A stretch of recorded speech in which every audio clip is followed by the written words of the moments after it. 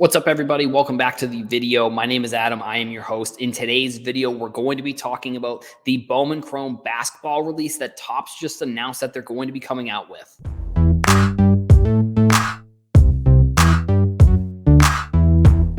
Thank you all for clicking on this video. Like I said, my name is Adam from Herosforsale. Make sure you leave a comment. I'm interested to hear what people have to think about this set. If you are new, make sure you hit the subscribe button. And if you enjoyed, make sure you hit the like. First of all, phenomenal marketing here by phenomenal timing. And actually, unfortunately, I think Houston and Alabama, I think, had a pretty good shot at making the final. That's who I actually had in the final, unfortunately. And it looks like Clark and then Aliyah Boston are going to be facing off in the Final Four. One of them will be going to the national championship game. Depending on when you're watching this, the Final Four game hasn't happened. I believe it's happening on Friday. So, I mean, the athletes that they chose, honestly, for this set, for the set preview, was actually pretty cool because, like I said, Aliyah Boston, Clark, both playing in the Final Four. Brandon Miller, Marcus Sayer could have made it. Unfortunately, like I said, they didn't. I think that depending on when this video comes out, I think that we're going to see one of maybe the most watched college basketball games in NCAA tournament history, men or women, because Aliyah Boston's the number one. I think that they were South Carolina was the number one overall seed in the tournament. Iowa was the number 2 seed. I think that they weren't high.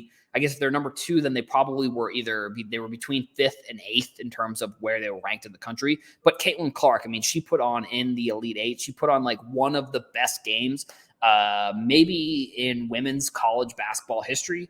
Like, she put on a 40-point triple-double, which is like unheard of. Like, I think it was one of the first times that has ever happened in like NCAA tournament history, not even just from a man or a woman, just from like in general. I think that was one of the first times that's ever happened. So Clark is going to be like a monster when she gets to the WNBA. I mean, obviously she's a monster right now in college. So I think Iowa has a really good shot at winning this year. If they don't win this year, from what I've heard, Clark is actually looking at potentially coming back for another season. The WNBA rules are a little bit weird where I think you have to be 20. It's either 22 or 23. It's really an odd rule, in my opinion, why players can't be drafted like in the NBA, where you can just go one and done and you can go 1 year out of high school and then you're into the pros. I don't know. I'm hoping that they change the rule. And I mean, honestly, I wouldn't even be surprised if I wouldn't be surprised if Clark is the reason that they changed this rule. Like, if she is eligible and she wants to go, then there's a potential. I think that she said that she wants to stay one more season because of the COVID season. She has the extra year of eligibility. And I was listening to her during an interview, and she was talking about how her team has been together for 3 years, and that definitely the team that she's playing with, Iowa, has been together for 3 years. I mean, obviously, I think you're probably in the women's game, you're probably seeing more teams stick together than in the men's, because, with men's, like I said, it's one and done. So it's like, for the most part, if your team is so good that you're making it far, there's probably a decent shot that your team is just that the good players are going to be going to the draft, where in the, women's NCAA tournament, they probably aren't. The other player that I'll definitely be interested to see if they're on this checklist is Paige Buchers.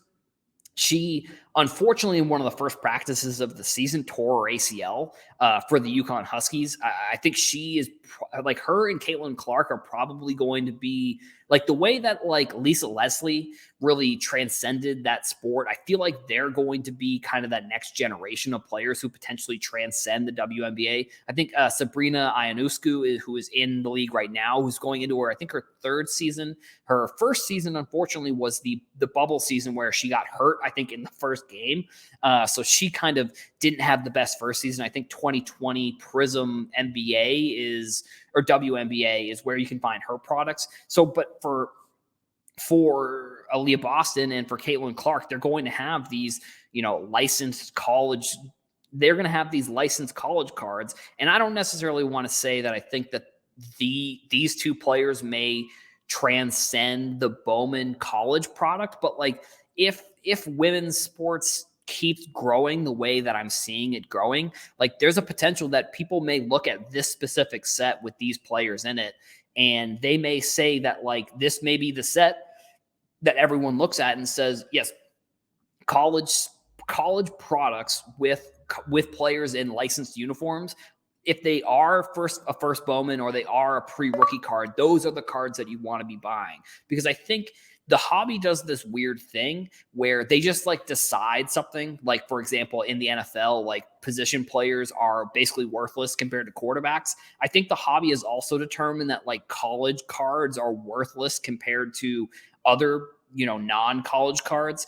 And I do think that also has to do with like the modern college products really don't come out until the players are going to be drafted. So it's like if the Zion college, if there was a Bowman Chrome product or a Prism product, for example, and it was a Prism product of when Zion and Ja were still in college, I think that would have transcended this type of thing. I do think that like, the Anthony Richardson, the Hayden Hooker examples from the college football Bowman product, like if they go on to be good, I think it will, and I guess it'll depend on these first couple classes of rookies or first Bowman classes within that product to see sort of how maybe there might be a change within college. But like I said, if the college products came out while they were still in college, they would be a much bigger deal within the hobby than they are now, because the college products aren't coming out until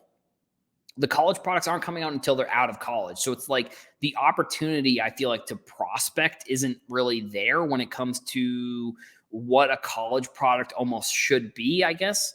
The prospecting aspect of a college product, I feel like, is what the Prism and what like the Contenders and all of these college products that are coming out for Panini are maybe missing, and why people don't like those cards as much, because they're not in college anymore and you really can't prospect on those. So it's like, unless you're a diehard Duke fan, or unless you're, I don't know, a diehard